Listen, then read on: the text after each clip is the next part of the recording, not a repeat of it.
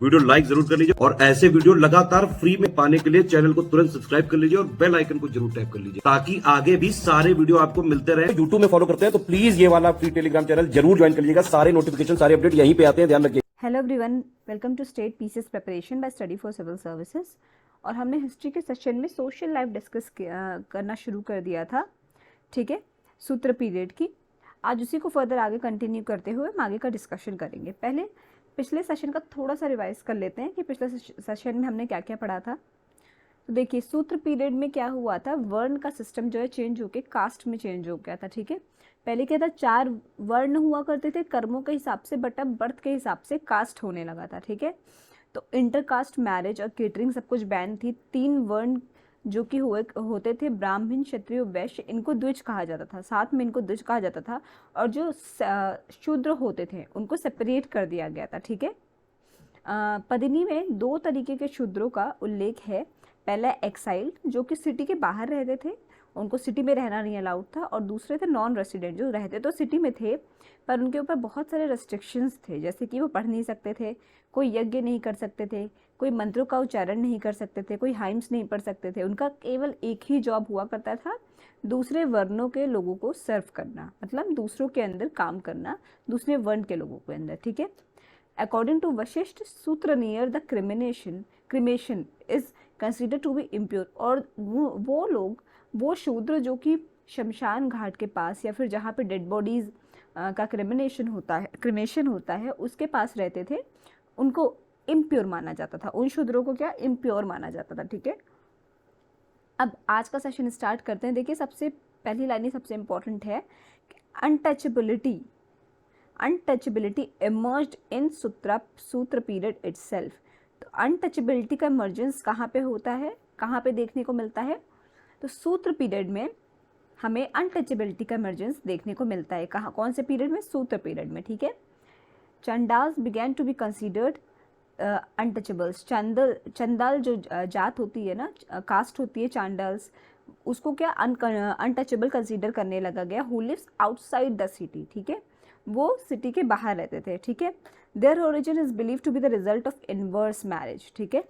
क्या माना जाने लगा कि उनका ओरिजिन किस चीज़ का रिजल्ट है, उनका ओरिजिन रिजल्ट है इनवर्स मैरिज का, ठीक है। The condition of women worsen since the later Vedic period. अब लेटर वैदिक पीरियड में से कंडीशन और भी ज़्यादा वर्स हो गई, ठीक है। सूत्र पीरियड में विमेन की कंडीशन और भी ज़्यादा वर्स हो गई।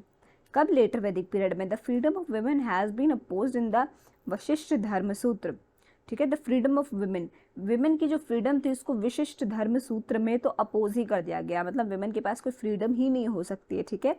इन this book there is a law for her remarriage under special circumstances.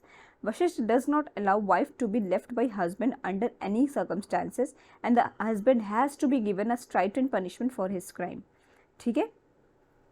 अब क्या था, वशिष्ठ की जो किताब है उसमें क्या था, विमेन किसी भी हालत में, किसी भी पुरुष, किसी भी हस्बैंड को ये लीगल नहीं था कि वो किसी भी सर्कमस्टांसेस में अपनी वाइफ को छोड़ सके, ठीक है, अपनी वाइफ को का त्याग कर सके, ये कहीं भी अलाउड नहीं था। अगर वो ऐसा करता है तो उसको बहुत बहुत ज़्यादा पनिशमेंट, स्ट्रिंजेंट पनिशमेंट, बहुत कठोर दंड दिया जाएगा, ठीक है।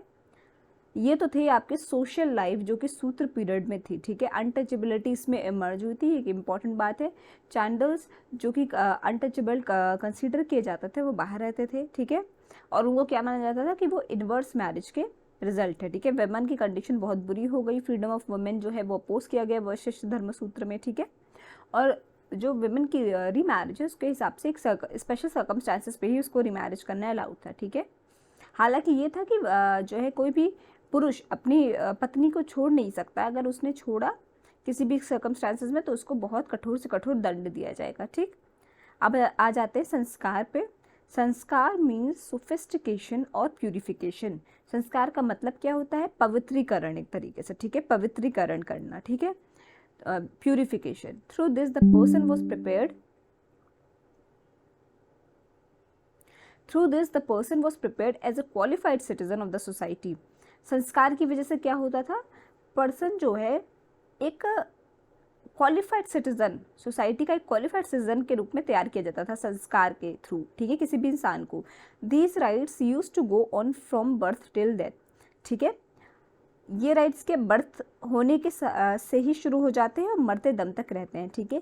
फॉर एग्जांपल आपका होता है कि जन्म संस्कार, ठीक है, नामकरण हो गया, फिर आपका होता है लास्ट में जब इंसान मरता है तो उसका क्या होता है, अंतिम संस्कार, ठीक है। ऐसे करके कई संस्कार होते हैं इंसान के बर्थ से लेके इंसान के अंतिम समय तक, जब तक वो ख़त्म नहीं हो जाता है, मर नहीं जाता है, तब तक के जो संस्कार होते हैं, ठीक है, वो सारे संस्कार क्यों होते हैं, उसको एक सोसाइटी में एलिजिबल क्वालिफाइड सिटीजन बनाने के लिए, एक अच्छा नागरिक बनाने के लिए संस्कार, ये प्यूरिफिकेशन किया जाता है, ठीक है। तो आज का सेशन यहाँ पे एंड करते हैं। आई होप आपको समझ में आया होगा। कोई भी चीज़ का डाउट हो तो प्लीज़ कमेंट सेक्शन में कमेंट करके ज़रूर बताइएगा। और अभी तक अगर आपने चैनल को लाइक शेयर सब्सक्राइब नहीं किया है तो प्लीज़ कीजिए, बेल बटन को प्रेस करना ना भूलिए। Thank you so much for watching.